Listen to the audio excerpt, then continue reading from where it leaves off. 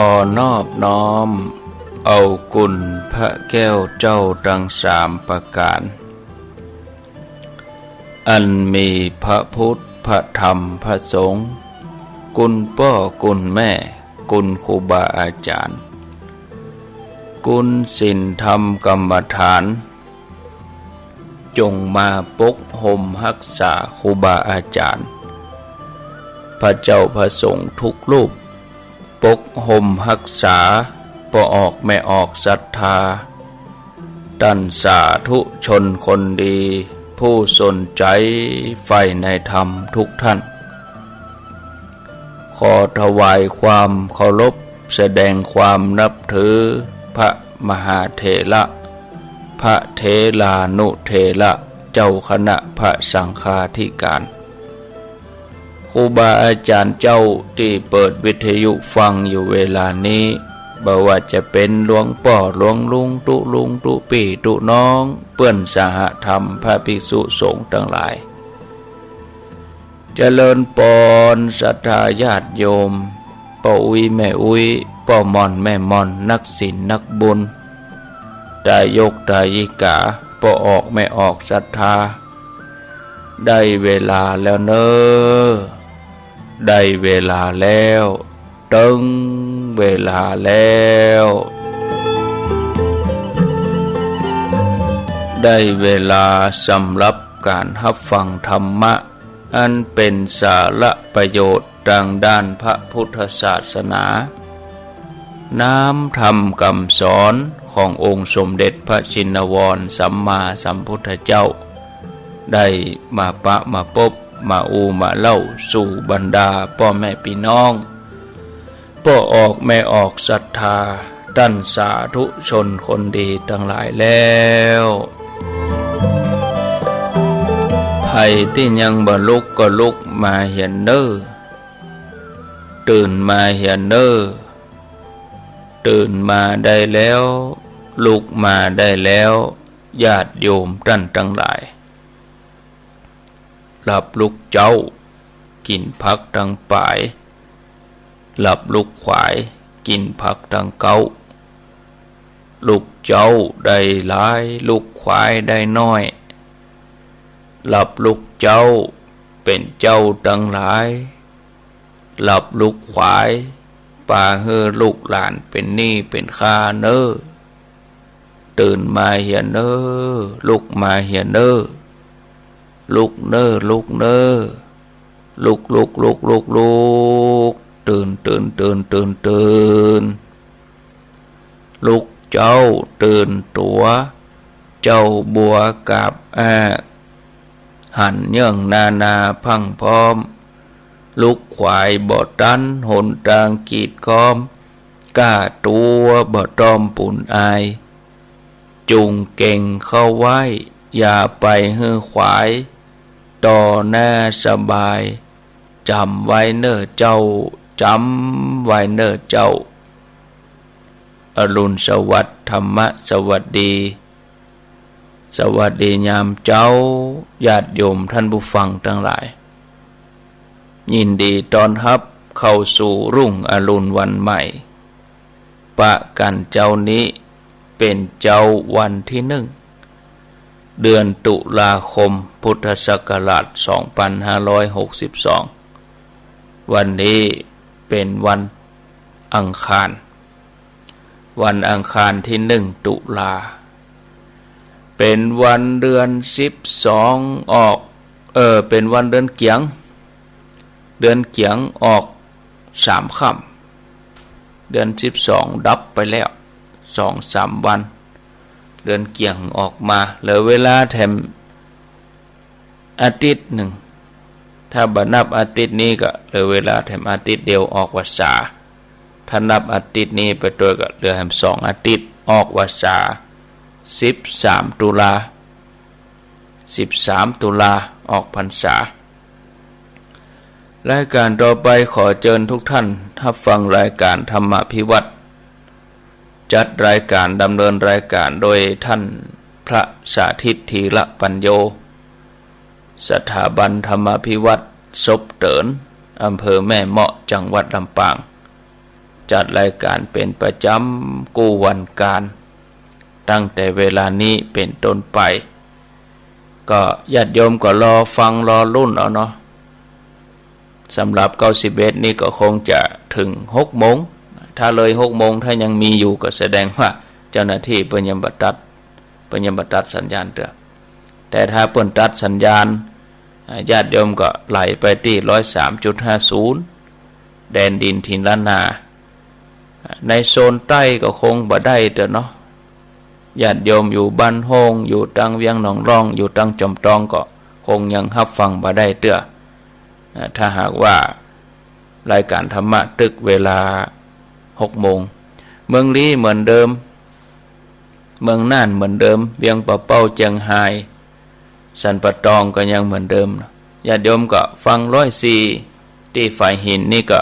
ฟังตึก6 โมงเหมือนเดียวกันแต่ถ้าใครฟังตั้งแต่6 โมงไปก็จะมีสถานีรองรับอยู่ญาติโยมโซนสันปะตองแม่วางก็ฟังที่ 103.50 นี่ส่วนญาติโยมที่เคยฟัง91เดิมนี่ก็รอแหมสักประมาณบ่เกินวันที่10นี่เนาะจะได้ฟังคลื่นไหนตั้งแต่6 โมงไปก็ก้อยรอฟังแต่6 โมงตั้งวันที่1นี่อาตมาภาพจะเข้ารายการเว้นวันนี้ท่านสาธิตก็ยังเข้ารายการอยู่แต่ตั้งแต่วันพุธไปเนี่ย6 โมงตั้งแต่วันพุธไปนี่อาตมาภาพจะเข้ารายการทุกวันรอจนกว่าเขาจะมีสถานีรองรับก็คงจะอดใจไว้บ่เมินนะวันนี้จะฮือช่างไปล้างแอร์ล้างยังเติมน้ำยาแอร์แล้วก็วันพุธช่างเพิ่นก็จะเดินสายอากาศแล้วก็เอาไฟเข้าเครื่องส่งแล้วก็จะได้ทดลองอินเทอร์เน็ตก็คงบ่เรียบร้อยเตื้อคงจะใช้เวลาประมาณอาทิตย์ที่จะได้เอาอินเทอร์เน็ตเข้าไปอันนี้ก็แจ้งแต่ยังบ่บอกเตื้อว่าเป็นสถานีขึ้นอย่างยังบอกเตื้อก็รออดใจรอสัก 3-4 วันเนาะก็เหมือนเขาได้พักแต่อาตมาภาพก็จะประคับประคองเวลา6 โมงไปเพราะว่าสถานีที่เพิ่นเคยรับสัญญาณบ่ว่าจะเป็นตั้งเวียงเป่าเป้าบ่ว่าจะเป็นตั้งเมืองน่านบ่ว่าจะเป็นตั้งแม่แจ่มนี่เพิ่นถึงรับตลอดตี 5 ถึง 6 โมงอันนี้เว้นเฉพาะเวลา6 โมงนี่บ่ได้เฉพาะที่91 6 โมงก็เป็นรายการปกติของทางสถานีเพิ่นไปจนถึงเวลาพวกเนอ2 ทุ่มครึ่งพวกเฮาถึงจะได้ฟังธรรมะส่วนธรรมะสถานีอื่นๆปกติเหมือนเดิมเฉพาะ91นี่บ่ได้จะได้ฟังตั้งแต่2 ทุ่มครึ่งไปอย่างวันนี้เป็นต้นเนาะ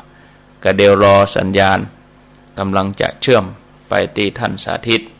ธีระปัญโยก็มีรายชื่อที่เปิ้นมาฝากหอมกันน้ำกับไฟก็คงจะยกไปวันพุธก็เอามาอ่านให้เปิ้นได้ยินได้ฟังวันพุธก็เอารายชื่อมาอ่านเปิ้นมาหอมมีหลายคนหลายท่านเปิ้นเอาปัจจัยมาหอมสนับสนุนเป็นค่าไฟค่าอินเทอร์เน็ตนี่ก็ถึงได้จ่ายแต่เนอะญาติโยมถ้าเราไปเชื่อมสถานีแฮมตี้เขาก็ต้องได้จ่ายอยู่นะท่านผู้ฟังต้องได้จ่ายค่าอินเทอร์เน็ตเป็นว่า4ตี้แล้วครับนี่บ้านเวียงที่เวียงหนองร่องเรดิโอนี่ก็คงจะได้ประคับประคองไปอันนี้มนต์ครับพร้อมแล้วครับผมขอถวายความเคารพพระเถรานุเถระที่เคารพอย่างสูงทุกรูปเจริญสุขสวัสดีสาธุชนท่านผู้ฟังทุกคนทุกท่านสำหรับสาธุชนท่านผู้ฟังที่เกียรติรับฟังรายการธรรมาภิวัตรนั่นเป็นรายการวิทยุเพื่อการเผยแผ่พระพุทธศาสนาส่งเสริมการศึกษาและพัฒนาสังคมรายการนี้รับผิดชอบโดยอาตมาภาพพระสาธิตธีระปัญโยผู้อำนวยการสถาบันธรรมาภิวัตรสถาบันเพื่อเผยแผ่พระพุทธศาสนาส่งเสริมการศึกษาและพัฒนาสังคมตั้งอยู่ณที่พักสงฆ์สถาบันธรรมาภิวัตรบ้านศพเตินตำบลศพปาดอำเภอแม่เมาะจังหวัดลำปางรายการนี้ ออกอากาศอยู่สองลักษณะลักษณะแรกเป็นรายการสดลักษณะที่สองเป็นเทปบันทึกเสียงรายการสดนั้นออกอากาศทุกวันอังคารในช่วงเวลา5 จนถึง7 โมงทางสถานีวิทยุในเครือข่ายสถานีวิทยุคลื่นสีขาเพื่อชาวประชาซึ่งท่านผู้ฟังกำลังติดตามรับฟังกันในขณะนี้แล้วก็ในช่วงท้ายรายการก็จะได้เปิดสายให้ท่านผู้ฟังที่ฟังอยู่ทางบ้านได้โทรเข้ามาร่วมเอ่ยกันโทรเข้ามาร่วมแสดงความคิดความเห็นกันอันที่สอง หรือว่าลักษณะที่สองเป็นเทปบันทึกเสียงออกอากาศผ่านทางสถานีวิทยุเพื่อการศึกษาและพัฒนาอาชีพ Radio Network FM 99.50 เมกะเฮิรตซ์ของวิทยาลัยเทคโนโลยีและการจัดการกฟผ.แม่เมาะออกอากาศทุกวันศุกร์ณช่วงเวลา 9 โมงจนถึง 11 โมงสาธุชนท่านผู้ฟังช่วงนี้เวลานี้ก็เข้าสู่ปลายฝนต้นหนาวนะที่ลำปางตอนนี้ก็อากาศเย็นนะแล้วก็หมอกลงแต่ยังบ่ถือว่าหนาวเตื้อแต่ก็พอเย็นสบายท่านผู้ฟัง ได้เห็นอุตุนิยมวิทยาเพิ่นก็บอกว่าภาคเหนือเนี่ยนะก็ยังมีฝนอยู่ประมาณสัก 20% ในช่วงการเปลี่ยนอากาศอย่างนี้เนี่ย ก็ทำให้เฮานั่นเป็นไข้เป็นหวัดกันท่านผู้ฟังกันจำเป็นจะต้องนั้นดูแลร่างกายนะดูแลจิตใจให้ดีเพื่อให้สุขภาพของเรานั้นแข็งแรงสมบูรณ์โดยเฉพาะญาติโยมที่จะมาร่วมกินร่วมทานกันในงานกฐินวันที่19แล้วก็งานพระป่าวันที่20 ตุลาคมที่จะถึงนี้ของที่พักสงฆ์สถาบันธรรมภิวัตรการเดินทางเราตื่นเจ้าเนาะแล้วก็เดินทางพ่องตื่นเต้นพ่องกินข้าวเป็นเวลากันพ่องเนี่ยนะแต่ก็บ่ต้องห่วงนะผู้ฟังในวันนั้นได้ขอรถพยาบาลนะได้ขอหมอพยาบาลมาอยู่ประจำที่พักสงฆ์สถาบันธรรมภิวัตรอันได้ประสบการณ์หลายปีก่อนก็กึดก็กอยนะว่าคนมานักอย่างอี้เนี่ยมันต้องมีการดูแลเซฟ เกิดเป็นลมบันยังขึ้นมาฮ้อนกายอย่างกายนะหมอจะได้ดูแลกันได้ทันท่วงทีแล้วก็อายุอานามก็นักกันตัวอันเตรียมไว้พร้อมนะถึงรถพยาบาลถึงหมอถึงพยาบาลและทางปปนี่นะท่านผู้ฟังอันนวดแผนไทยของงานกองจิตอาสาของการไฟฟ้าเพิ่งก็จะมาเปิดบูธนวดตอกเส้นเลยนะนวดตอกเส้นแจกยาสมุนไพรกันอันนี้ก็เอื้ออำนวยนะว่าเกื้อกูลญาติโยมที่มาร่วมกินร่วมทานร่วมทำบุญปีนี้ดีน้อยหนึ่งท่านผู้ฟังมีของที่ระลึกเอาไว้แจกคือท่านผู้ฟังติดไม้ติดมือไปเป็นอันวันน้องว่าตุงกฐินอันน้อยๆนะเอาไปติดรถติดบ้านกันไว้เป็นที่ระลึกว่าครั้งหนึ่งเอาไปกินไปทานงานกฐินเป็นปฐมกฐินของที่พักสงฆ์สถาบันธรรมภิวัตรบ้านซบเตินแม่เมาะลำปางนะวันหน้าวันตาก็ไปแถม มันเป็นที่ระลึกนึกถึงเวลากินเวลาทานเวลาจิตใจมันบ่ม่วนบ่งันก็เอามาพอนะเอาไปกินไปทานมาแล้วนะบารมีบุญธรรมนี่มันกำมันจูเฮานะทำให้จิตใจมันทุกข์จะสบายขึ้นสุขสบายขึ้นนึกถึงบุญเป็นอานิสงส์เป็นเพราะว่าเป็นอนุสรณ์แห่งบุญนะท่านผู้ฟังเอาแล้วท่านผู้ฟัง ในวันนี้ก็จะเอ่ยกันถึงเรื่องอันวิธีการสร้างความสุขให้กับชีวิตเพราะว่าถึงวันนี้หลายคนก็จมว่าชีวิตมันบ่ค่อยมีความสุขเท่าที่ควรบ่ว่าจะเป็นเรื่องสุขภาพกายเรื่องสังคมเรื่องเศรษฐกิจ3 อย่างเนี้ย ก็ให้เกิดความทุกข์ความลำบากในชีวิตนักขึ้นในภาวะของผู้สูงวัยโดยเฉพาะอันตอนนี้เนี่ยแต่ว่าก็ผ่านพ้นเรื่องของการเกษียณอายุราชการของคนโดยเฉพาะกับคนที่เคยทำงานในระบบมาบางคน20 ปีบางคน30 ปีชินกับระบบราชการพอกองเกษียณไปปุ๊บเนี่ย ก็ทำให้ชีวิตนั้นมันรู้สึกว่าว้าเหวมันรู้สึกเหงามันรู้สึกขาดโดยเฉพาะคนที่มีตำแหน่งแห่งหนสูงนะมีลูกน้องบริวารตัวก้นล้อมหน้าล้อมหลังคอยรับใช้ใกล้ชิดเกื้อกูลอำนวยความสะดวกแต่พอวันหนึ่งเนี่ยเฮาบ่ได้อยู่ในตำแหน่งนั้นฐานะนั้นแล้วก็บ่ได้มีคนมาเอาอกเอาใจมาพอมากอยเฮาเนี่ยมันก็ทำให้รู้สึกบ่ม่วนอกบ่ม่วนใจนำไปสู่เรื่องของการเป็นโรคซึมเศร้า นำไปสู่เรื่องของการนักที่สุดนะร้ายแรงที่สุดก็คือฆ่าตัวตายบ่ใช่ว่าบ่มีนะท่านผู้ฟังอันครั้งก่อนๆเนี่ยท่านผู้ฟังทั้งหลายได้ฟังว่าผู้สูงอายุวันนี้เนี่ยคนที่ฆ่าตัวตายนักที่สุดเนี่ยก็คือผู้สูงอายุเนี่ยฆ่าตัวตายนักที่สุดมากกว่ากลุ่มวัยต่างๆนะถึง หลายเปอร์เซ็นต์เลยทีเดียวนะตามสถิติข้อมูลที่อันนี้เท่าที่จำได้เนาะ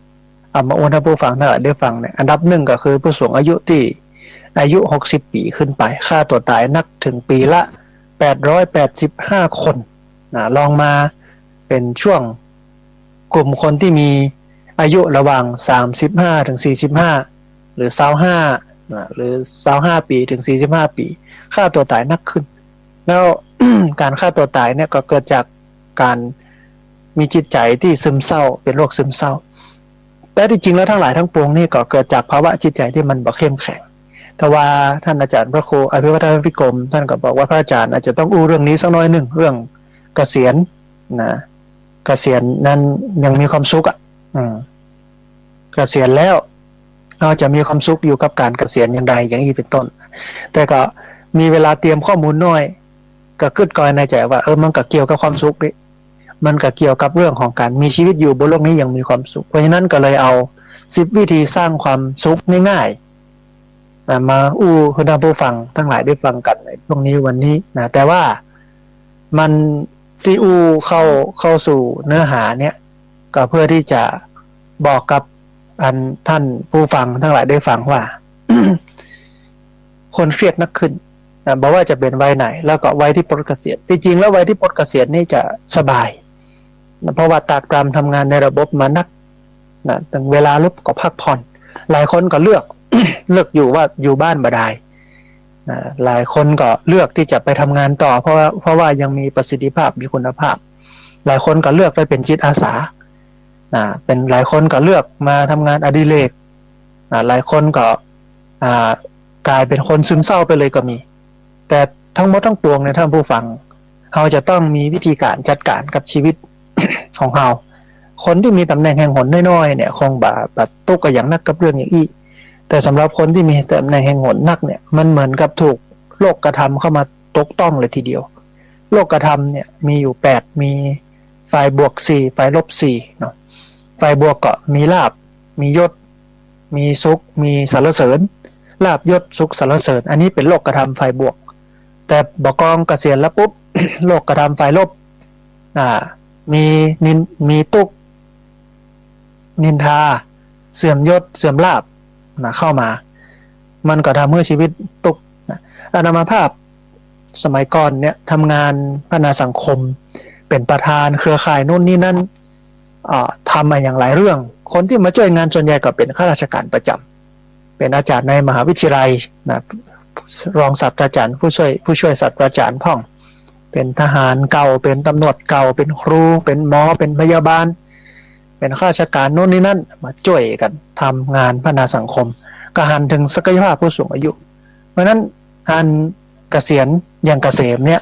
มันจำเป็นจะต้องหาอย่างให้ตัวเก่าทำแต่การทำในฐานะคนเกษียณเนี่ยบ่ควรจะทำให้มันบีบคั้นตัวเก่านักลำไปควรเป็นเรื่องสบายๆควรจะเป็นเรื่องสบายๆและมากไปกว่านั้นก็คือจะต้องเป็นงานด้านของจิตอาสางานด้านการพัฒนาสังคมเพราะว่ามันจะเป็นบุญทำให้เกิดมีความสุขเดี๋ยวคิดว่าอาทิตย์หน้าในวันอังคารหน้าอาจจะอู้ถึงเรื่อง7ประการประโยชน์7ประการของการทำจิตสาธารณะหรือว่าจิตอาสาเพราะว่าเจ้านี่ได้ไปอ่านในก่อนจะจัดรายการเนี่ย ได้ไปอ่านใน Facebook ก็มีคนเปิ้นโพสต์เข้าไปอ่านก็น่าสนใจก็เก็บไว้ละคิดว่าอาทิตย์หน้าเนี่ยจะเอามาอู้ให้ผู้ฟังทั้งหลายได้ฟังถึงเรื่องของประโยชน์ของการเป็นคนทำงานด้านสาธารณประโยชน์ถ้าเป็นคนทำงานจิตอาสาเกษียณอย่างเกษมเนี่ยจำเป็นจะต้องมาทำงานจิตอาสาท่านผู้ฟังเพราะจันจิตอาสาเนี่ยมันสร้างความสุขเดี๋ยวเรื่องนี้จะได้อู้ทีหลังแต่วันนี้วกเข้ามาอู้ถึงเรื่องของวิธีการสร้างความสุขง่ายๆให้กับชีวิตของเราอันนี้เอามาจากเนื้อหาสาระของโรงพยาบาลที่นครราชสีมาท่านผู้ฟังนายแพทย์กิตกวีโพไนผู้อำนวยการโรงพยาบาลจิตเวชนครราชสีมาราชนครินทร์จังหวัดนครราชสีมาเนี่ยเปิ้นให้สัมภาษณ์ไว้เมื่อวันที่20มีนาคมที่ผ่านมาเนี่ยเพราะว่าวันที่20มีนาคมของทุกปีเนี่ยเป็นวันความสุขสากล นะวันที่3 มีนาคมของทุกปีเนี่ยเป็นวันความสุขสากลอันความสุขเนี่ยถ้าผู้ฟังเป็นความต้องการพื้นฐานของมนุษย์ที่มันคอยผลักดันให้เฮาทำสิ่งต่างๆโดยหวังว่าตัวเก่าเนี่ยจะมีความสุขมากขึ้นอันคุณหมอกิตกวีโพไนผู้อำนวยการโรงพยาบาลจิตเวชนครราชสีมาราชนครินทร์จังหวัดนครราชสีมาเนี่ยเปิ้นบอกว่าผลการศึกษาในต่างประเทศปะว่าปัจจัยที่กำหนดระดับความสุขของคนเฮาเนี่ยท่านผู้ฟังมี3ปัจจัยหลักปัจจัยแรกมาจากพันธุกรรมคือมาจากยีนมาจากโครโมโซมมันเป็นเรื่องของพ่อแม่ถ้าพ่อแม่อารมณ์ดีเป็นคนคิดบวกเป็นคนบ่เครียดพันธุกรรมโครโมโซมต่างๆเหล่านั้นเชื้อเหล่านั้น สภาวะเหล่านั้นมันก็จะส่งมาถึงลูกมันก็จะถ่ายทอดมาถึงลูกอันนี้ เป็นสิ่งที่มันอยู่คงที่ก็ถือว่าเป็นความโชคดีของคนคนนั้นถ้าใครได้อัน พ่อแม่ที่มีพันธุกรรมอย่างอี้นะเป็นคนบ่เครียดก็เป็นคนที่มีความสุขง่ายลูกก็จะเป็นคนที่มีความสุขง่ายบ่เครียดไปตัวแต่มันก็น้อยคนที่จะเป็นอย่างนี้นะผู้ฟังอันนี้อันแรกอันที่สอง อันที่สองก็คืออันความสุขเนี่ยมันมาจากวิธีคิดของเขาเองแล้วก็กิจกรรมที่เลือกทำนะเป็นปัจจัยที่มันอยู่ภายใต้การควบคุมของเขาเป็นรูปแบบชีวิตที่เขาเลือกได้โดยตั้งใจไม่ว่าจะเป็นเรื่องของการมองโลกในแง่ดีการมีวิธีการแก้ปัญหาเชิงรุกการให้เวลากับครอบครัวเป็นต้นปัจจัยอันที่สองเนี่ยเป็นปัจจัยภายในอยู่ที่การมองโลกการใช้ชีวิตของเขาเนี่ยมีส่วนกำหนดระดับความสุขถึง 35-40% ท่านผู้ฟังอันนี้ปัจจัยที่สอง แล้วก็ปัจจัยที่สามก็คือปัจจัยภายนอกได้แก่เรื่องสถานการณ์ต่างๆในชีวิตเช่นความยากจนความรวยความหล่อความสุขการอกหักนะการขึ้นเงินเดือนเป็นต้นมีส่วนกำหนดระดับความสุขได้ประมาณ 10-15% นั่นหมายความว่าตอนที่อู้มาเนี่ยท่านผู้ฟังความสุขของเรามันจะขึ้นอยู่กับเหตุปัจจัย3อันหลักๆอันแรกมาจากพันธุกรรมมาจากเชื้อของพ่อของแม่มันผ่านทรงยีนของเข้ามาของเขาเป็นปัจจัยพื้นฐานแต่ก็น้อยคนที่จะเป็นอย่างนั้นเพราะว่าส่วนใหญ่ก็เครียด ที่เครียดเพราะว่านี่หนักอย่างหนักอันยุคนี้ซ้ำเครียดนะตอนตั้งครรภ์โดยเฉพาะตั้งครรภ์ที่มันบ่พร้อมเนี่ยเกิดละจะเลี้ยงอย่างใดเนี่ยก็อยู่กัน2 คน1 วันนี้ก็ยังพอกินเป็นหนี้เป็นสินอย่างเยอะแยะนะความเครียดนั่นก็ส่งมาถึงลูกพ่อแม่บ่เครียดก็ส่งมาถึงลูกเหมือนกันแต่มันก็น้อยคนอันนี้เป็นปัจจัยภายในเป็นของภายของมันนะปัจจัยภายในอันหนึ่งเป็นเรื่องจิตใจการมองโลกในแง่ดีการมีทัศนคติที่ดีนะการมีทัศนคติที่ดีอันนี้เป็นปัจจัยหลักสำคัญเลยทีเดียวแล้วก็เป็นปัจจัยที่เราสร้างขึ้นได้เพื่อให้เรามีความสุขนะนักจนถึงกระทั่งที่บรรบอกว่ามีถึง 35-40% เต็ม 100% เนี่ย 35-40% เลยทีเดียวนั่นแสดงว่าความสุขเขาสร้างได้ความสุขมันอยู่ที่การมองโลกและชีวิตของเรามีนักถึง 35-40% ปัจจัยภายนอกสถานะความเป็นอยู่เรื่องเงินเรื่องทองเรื่องบ้านใหญ่โตแล้วหอฐานมีรถมีอย่างความพร้อมสิ่งเหล่านี้คือความสุขเขาแค่ 10-15% ถ้าเอาข้อมูล2 อันนี้เอาสถิติ2 อันนี้มาเปรียบเทียบกันระหว่างความสุขในเรื่องการมองโลกและชีวิตในเชิงบวกมันมีนักจนถึง 35-40% ความสุขที่เกิดจากการกินการแอวการเล่นการมีฐานะตำแหน่งการมีของใจหรูหราฟุ่มเฟือยมีแค่ 10-15% แต่คนเราถึงวันนี้คือความสำคัญหรือว่าคือน้ำหนักกับ2 อันนี้ต่างกันคนไปให้น้ำหนักกับปัจจัยภายนอกเรื่องของฐานะเรื่องของยศตำแหน่งเรื่องของเงินทองเรื่องของความโก๋เก๋อลังการของไลฟ์สไตล์หรือการใช้ชีวิตที่มันเพราะว่าหรูหราดูดีซึ่งความสุขเหล่านั้นความสุขที่เกิดจากการกิน การแต่งการย่องการวิยศตำแหน่งความร่ำรวยความเพียบพร้อมโดยยศฐานะความสุขเขาได้แค่10-15%แค่นั้นเองนะหมู่เนี้ยความสุขเขาได้แค่10-15%เท่านั้นโอ้ก็กลายไปว่าคนไปวิ่งหา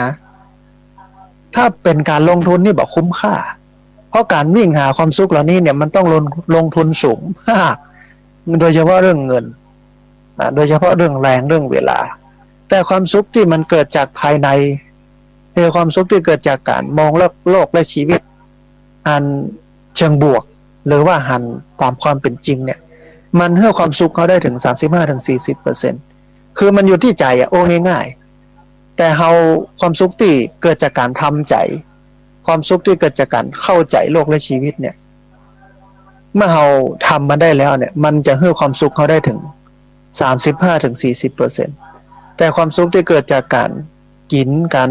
แต่งการย่องการมียศตำแหน่งความสุขเกิดจากการโก้เก๋หรูหราฟุ่มเฟือยเนี่ยอวดกันเนี่ยมันให้ความสุขเขาแค่10-15%แต่คนกับมุ่งไปแสวงหาความสุขภายนอกมากกว่าความสุขภายในมันที่อู้ไปนะถ้าเป็นการลงทุนก็บอกคุ้มค่าคนมาเก่าเปิ้นว่าเต็มว่าที่กินที่นอนจีบกับก็อดอยู่ได้ยืนไปกับกิดจ้อมหัวอกหัวใจคืนอยู่ไปหัวใจบินบ้าง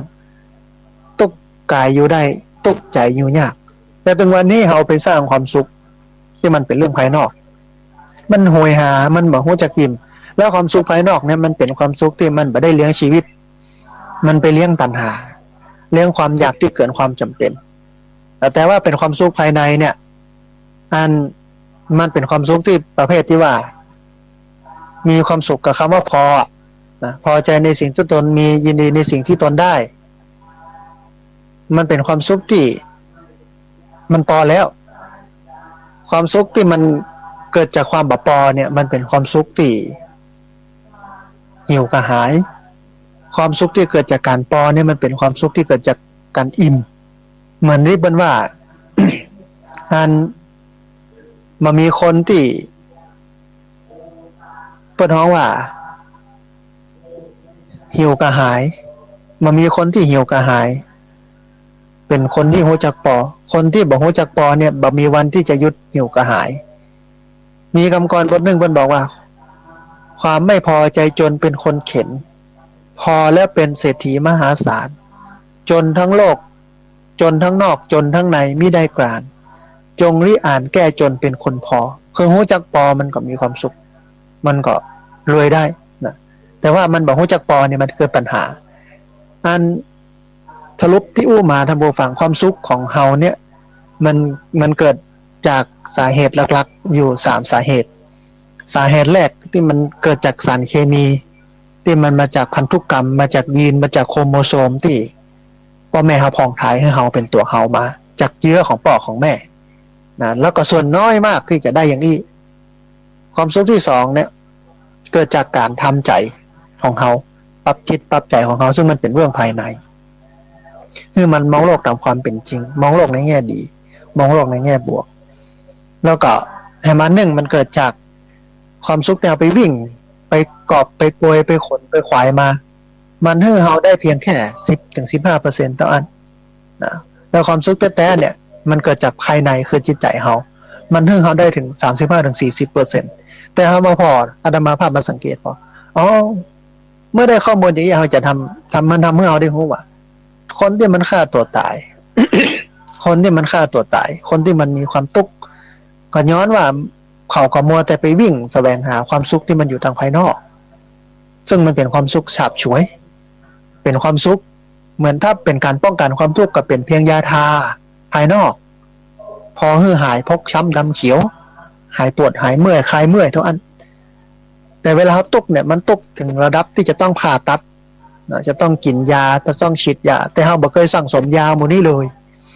มัวแต่สั่งสมยาแก้ปวดอมตะอย่างเดียวมันปอโลกเพราะฉะนั้นเรื่องหมู่นี้เนี่ยมันก็เลยตรงกับพุทธศาสนามองเรื่องความสุขความทุกข์มันนั้นขึ้นอยู่กับทัศนคติการมองโลกความทุกข์ในพุทธศาสนาเนี่ยจัดการได้ง่ายมากระดับแรกเนี่ยพระเจ้าตรัสไว้ว่าวิธีการปฏิบัติต่อความทุกข์ก็คือการเห็น เห็นทุกข์ว่าทุกข์นั้นมันเป็นความจริงของชีวิตทุกข์นั้นมีไว้สำหรับเห็นไม่ใช่มีไว้สำหรับเป็นภาษาบาลีก็จะใช้คำว่าทุกขะปริญญายะคือเข้าไปรู้มันนะเข้าไปรู้มันรู้ว่ามันเป็นทุกข์ก็พอละนะอันนี้คือพุทธศาสนาก็เลยมีคำว่าทุกข์นั้นมีไว้สำหรับเห็นนะไม่ใช่มีไว้สำหรับเป็นทีนี้ท่านผู้ฟัง เราลองมาดูวิธีการที่จะทำให้เรานั้นมีความสุขได้ง่ายๆในการดำเนินชีวิตแล้วก็เดี๋ยวจะเอาหลักธรรมในทางพุทธศาสนาเข้าสอดแทรกกับเรื่องพวกนี้ตัวเองนะครับ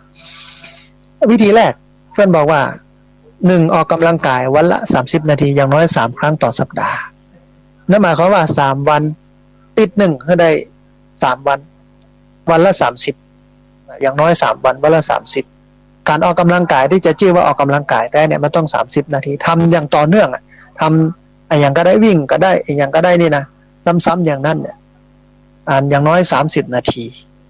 ต่อเนื่องกันเนี่ยเปิ้นถึงจะฮ้องว่าเป็นการออกกำลังกายก็ออกกำลังกายวันละ30นาทีอย่างน้อย3ครั้งต่อสัปดาห์สำหรับคนอายุนักเนี่ยจะไปวิ่งมันก็บ่ใจที่เพราะว่าเดี๋ยวข้อเขาจะเสื่อมนะปั่นรถถีบก็เป็นทางออกอันหนึ่งนะผู้ฟังแล้วก็ถ้ากลัวอันตรายนี่นะปั่นอยู่กับที่ก็เป็นทางออกอย่างหนึ่งนะออกกำลังกายวันละ30นาทีอย่างน้อย3ครั้งต่อสัปดาห์อันนี้อันแรกอันที่2เข้านอนทุกคืนนะก่อนเข้านอนทุกคืนลองทบทวนสิ่งดีๆอย่างก็ได้ที่เกิดขึ้นในชีวิตด้วยความรู้สึกขอบคุณอย่างน้อยวันละ5เรื่องก่อนจะนอนทบทวนดูว่าอย่างที่มันเป็นความดีอย่างมันเป็นความรู้สึกดีๆบอกว่าจะเป็นในวันนั้นหรือวันก่อนๆอย่างน้อยวันละ5เรื่องลองทบทวนว่าเฮาไปเนี่ยความดีความงามอย่างพ่องไปเกื้อกูลอย่างเพื่อกับชุมชนสังคมเพื่อกับคนเพื่อเปิ้นได้มีความสุขพ่องอย่างน้อยวันละ5เรื่องคือวิธีเนี้ย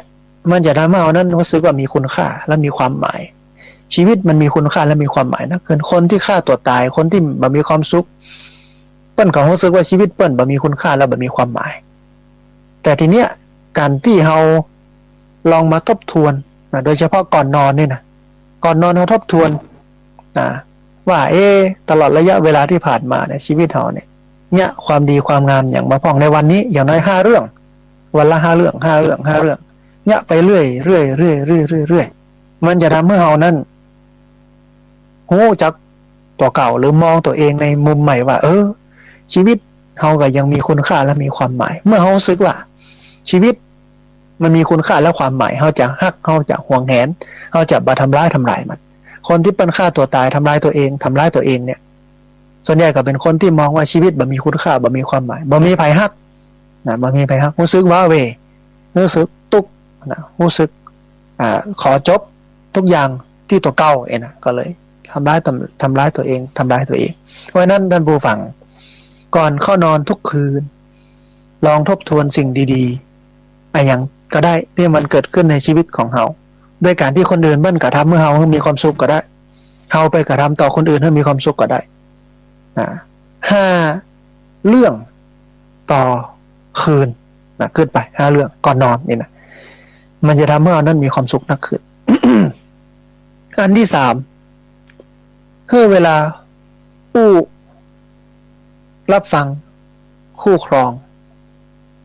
หรือว่าคนในครอบครัวหรือว่าเพื่อนสนิททุกสัปดาห์อย่างน้อย1ชั่วโมง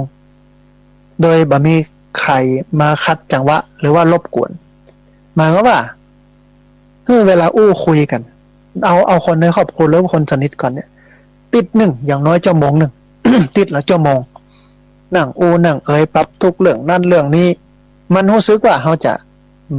บ่ว่าเรายังมีเปื้อนมีฝูงมีหมู่มีจุมอยู่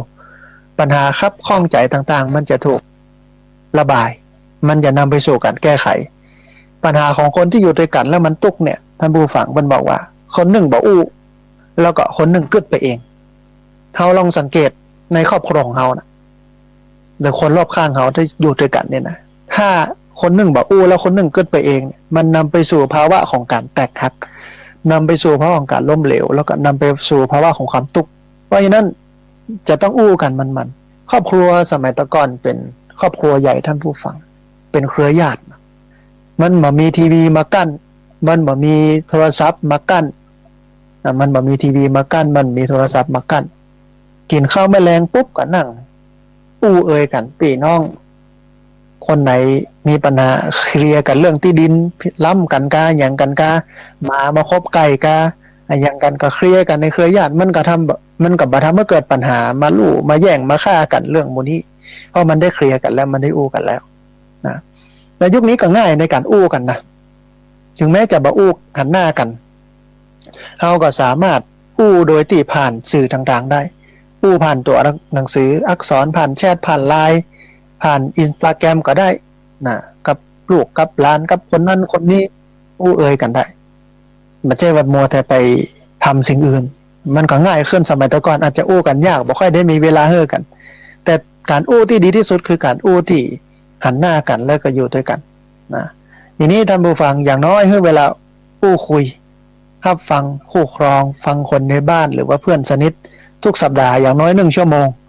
โดยบ่มีใครมาคัดขวางจังหวะหรือว่ารบกวนมันทำให้เฮานั้น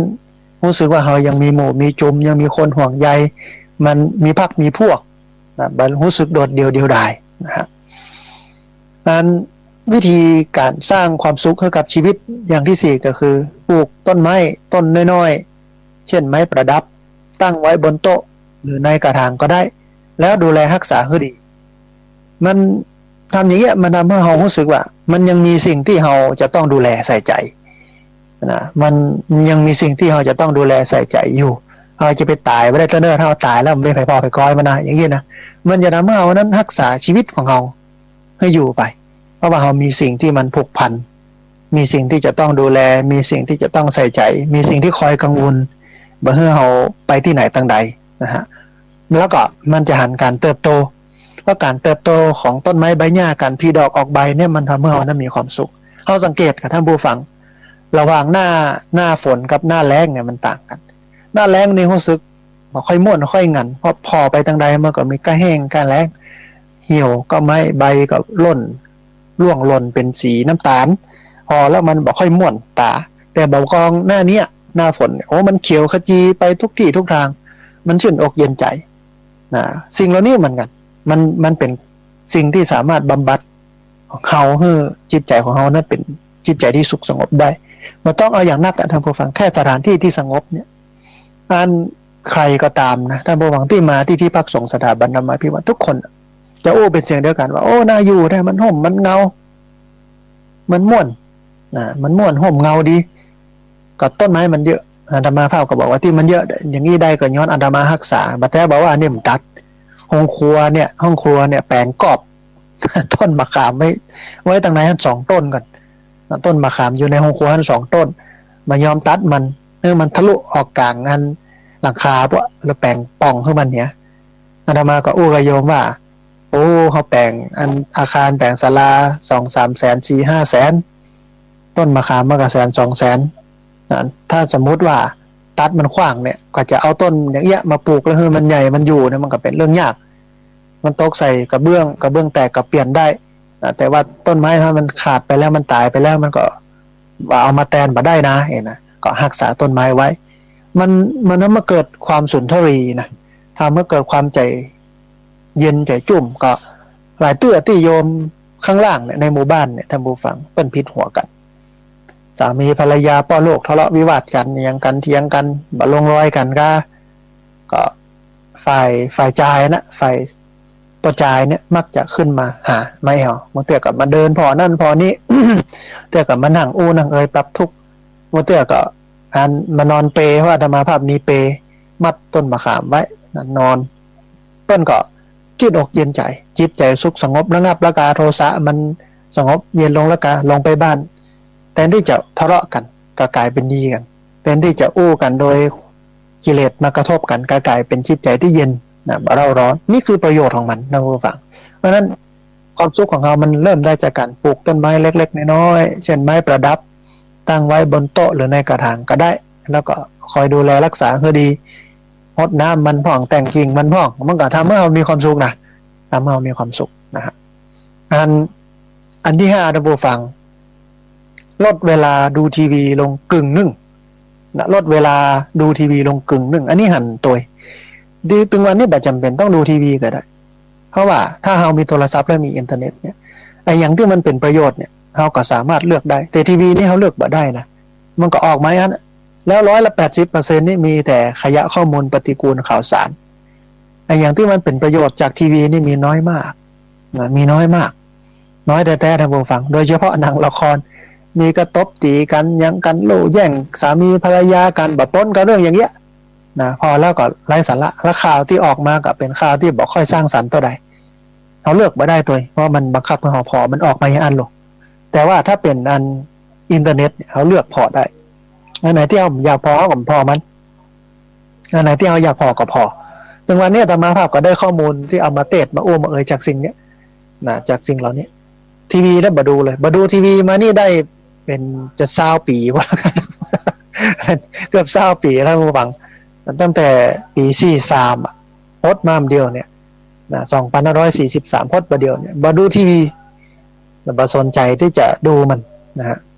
เป็นโมโหจะกี่ปีแต่โหเท่าทันโลกจากอินเทอร์เน็ตเนี่ยจากเฟซบุ๊กมันมีเฟซบุ๊กนี่ใจเป็นหลักนะแล้วก็มันเลือกได้ตัวนะเพราะนั้นลดเวลาดูทีวีลงกึ่งหนึ่งให้เวลากับตัวเก่านักขึ้นคือที่ลดเวลาดูทีวีเนี่ยเพราะว่า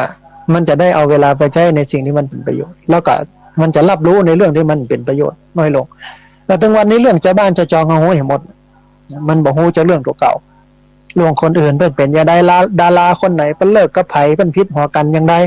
ไผ่เป็นอย่างไรไผ่ไปมีกิ๊กดาราคนไหนไปมีกิ๊กมีก๊อกอย่างไรอย่างนั้นอย่างอีดาราคนนั้นโอ้หมดแต่เรื่องตัวเก่าก็บอกหูเรื่องคนในครอบครัวบอกหูเพราะฉะนั้นลดเวลาดูทีวีลงกึ่งหนึ่งแล้วเอาเวลานี้ไปใช้ในสิ่งที่มันเป็นประโยชน์มากกว่าการดูทีวีมันก็มีปะเลอะสิ่งที่จะทำให้เรานั้น ได้ประโยชน์จากการทำนะมันไม่ใช่แค่การดูทีวีอย่างเดียวเรื่องนี้มันทำให้เกิดถึงนักศึกษามช.ที่จ้างมาเข้าค่ายออกค่ายจิตอาสาที่พักสงฆ์สถาบันธรรมาภิวัตน์ท่านผู้ฟังที่นี่เนี่ย ใช้ไฟฟ้าโซลาร์เซลล์ซึ่งจำกัดการใช้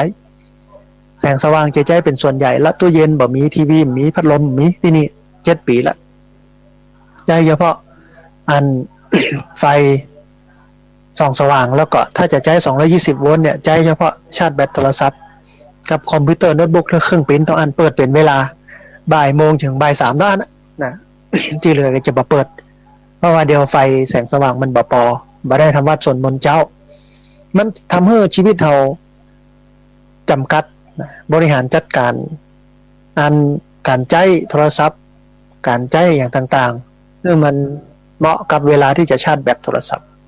แล้วก็บ่ฟุ่มเฟือยไปถึงขั้นที่จะต้องใช้ทีวีต้องใช้อย่างสักอย่างถึงเวลาก็เข้านอนว่างก็อ่านหนังสือนะว่างก็สนทนากันมันทำให้มีปฏิสัมพันธ์กับคนรอบข้างนักขึ้นที่จริงเนี่ยก็ต้องอู้ไปถึงว่าไม่ใช่แค่ลดเวลาดูทีวีลงกึ่งหนึ่งลดเวลาการใช้สื่อเทคโนโลยีต่างๆเนี่ยลงกึ่งหนึ่งเหมือนกันต้องใช้ให้เป็นประโยชน์บางครั้งบางทีบ้านหลังเดียวกันอยู่ด้วยกัน5 คนพ่อแม่ลูกพ่อแม่ลูก2 คนแทบจะบ่ค่อยได้อู้กันเลยต่างคนกับต่างมาพอหน้าจอใหม่ของมันเคลียร์ไปเคลียร์มาอยู่หั่นอู้กับคนอื่นเป็นม่วนเป็นงานแต่คนในครอบครัวบ่อู้ลืมคนในครอบครัวไปในการลดการดูทีวีลงกึ่งหนึ่งเนี่ยมันเป็นเรื่องของการทำเมื่อเอาแน่นหันมาดูตัวเองแล้วก็มาดูคนรอบข้างมากขึ้นนะถ้าความสุขก็จะเพิ่มขึ้นวิธีการทำให้มีความสุขอันหนึ่งก็คือหาโอกาสอู้กับเพื่อนฝูงที่ห่างกันไปแล้วลองนัดหมายมาพบมาเจอกันพ่องคือ ไม่ได้ปะได้พบกันเมื่อน่ะแยกย้ายกันไปที่ไหนตั้งได้กันแต่เอาละได้อู้ได้เอ่ยกัน ถึงวันนี้สะดวกกว่าเดิมสมัยแต่ก่อนจะอู้กันก็ผ่านจดหมายผ่านโทรศัพท์บ้านไม่ได้โทรศัพท์มือถือมากไปกว่านั้นในเฟซในไลน์ใน Instagram สบายมากใน Twitter เนาะอู้เอ่ยกันได้สบายมากเลยยุคนี้นะเพราะนั้นหาโอกาสอู้กับเพื่อนฝูงที่ห่างกันไปแล้วก็นัดหมายพบปะ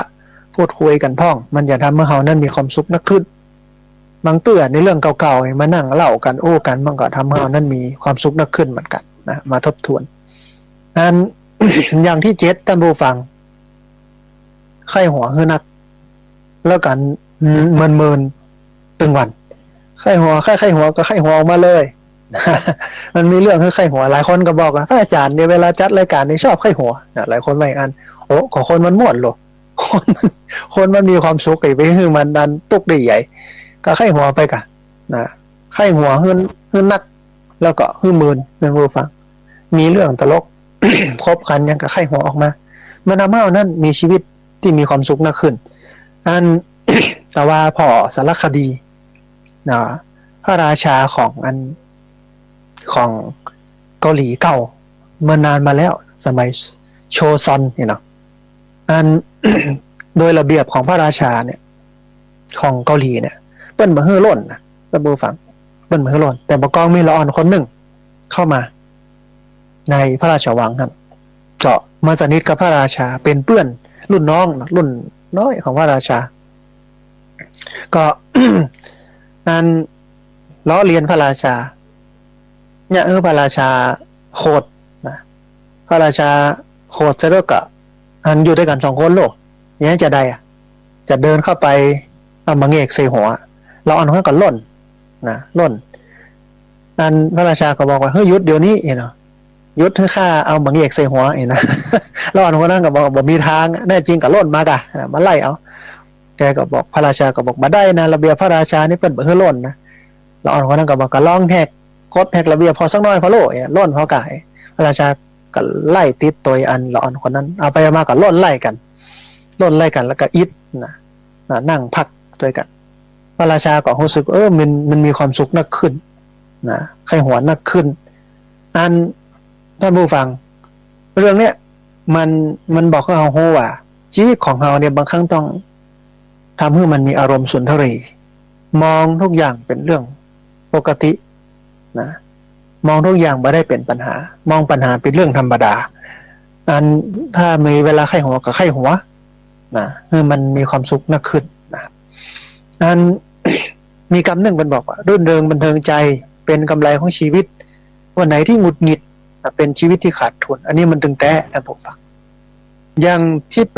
8นะเป็นบอกว่าทรงยิ้มทักทายคนที่ไม่รู้จักอย่างน้อยวันละ1 ครั้งทรงยิ้มทักทายคนที่บอกรู้จักอย่างน้อยวันละ1 ครั้งมันเป็นการสร้างมิตรภาพสร้างสัมพันธภาพขึ้น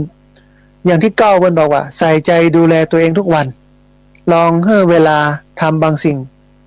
ที่สร้างความเพลิดเพลินให้กับตัวเก่า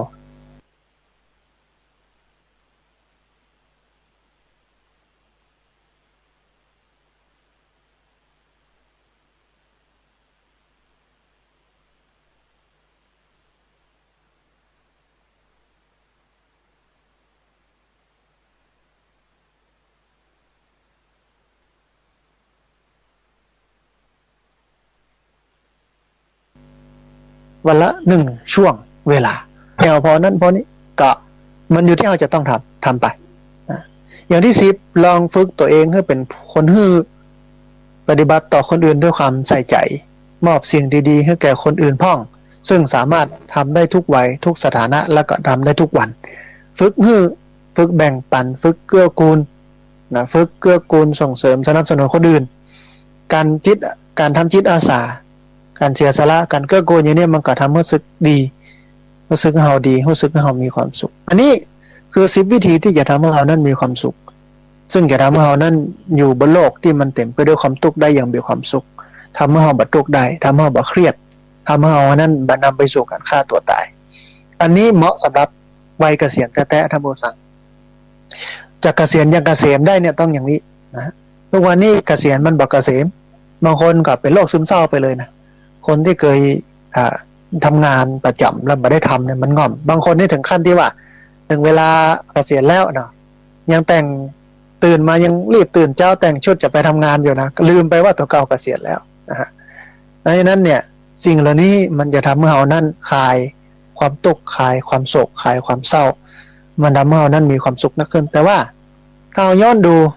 ไปที่สาเหตุที่ทำให้เกิดความสุขส่วนใหญ่มันอยู่ที่ใจมันอยู่ที่การปรับทัศนคติของเรา พุทธศาสนาวางเรื่องทุกข์เรื่องสุขไว้ชัดเจนเพราะว่าพุทธศาสนานั้นเป็นศาสนาของความทุกข์และความสุขสอนเรื่องทุกข์และสุขไว้ชัดเจนมากนะคำสอนส่วนใหญ่เนี่ยของพระพุทธเจ้าเน้นย้ำไปกับเรื่องอย่างนี้คือสุขและทุกข์ท่านผู้ฟังพระพุทธเจ้าตรัสไว้ว่าความทุกข์เกิดจากอย่างพ้องอย่างนั้นนะเมื่อเกิดความทุกข์โจโลมาพระพุทธเจ้าก็บอกว่าชาติปีทุกขาแม้ความเกิดก็เป็นทุกข์การเกิดเป็นทุกข์เนอะเนี่ยอย่างการเกิดเป็นทุกข์เพราะว่าการเกิดนั้นนำไปสู่การแก่นำไปสู่การเจ็บแล้วก็นำไปสู่การตายการเลี้ยงการดูเนี่ยมันก็เป็นทุกข์คนดึงวันเนี้ย พ่อแม่ยุคนี้นะคนยุคนี้ไม่อยากมีลูกเพราะว่าการเลี้ยงลูกต้องใช้เงินเยอะค่าของชีพสูงสมัยตะก่อนเลี้ยงง่ายดูง่ายหรอกพ่อแม่บางคนเนี่ยกู้นึ่งมีลูกจนถึงโล12 คนก็มีนะมันเลี้ยงง่ายวันก่อนวันที่27 กันยาที่ผ่านมาละอ่อน90 คนมาอบรมก็บอกว่ารุ่นเธอเนี่ยเลี้ยงยากคนป้องกันบ่ให้มีลูกกันเยอะสำหรับคนที่เป็นบ่พร้อมนะหรือคนพร้อมก็ตามแต่เฮาเนี่ยบ่พร้อมก็อยากให้ไม่ใช่อยากให้มีลูกมามีเพศสัมพันธ์ด้วยบ่ป้องกันมันก็มีลูกด้วยที่บ่พร้อมเลี้ยงดูลูกซ้ำไปตุกไปใหญ่กับตัวเก่ายังว่าบ่กุ้มละนะที่เกิดเป็นตุก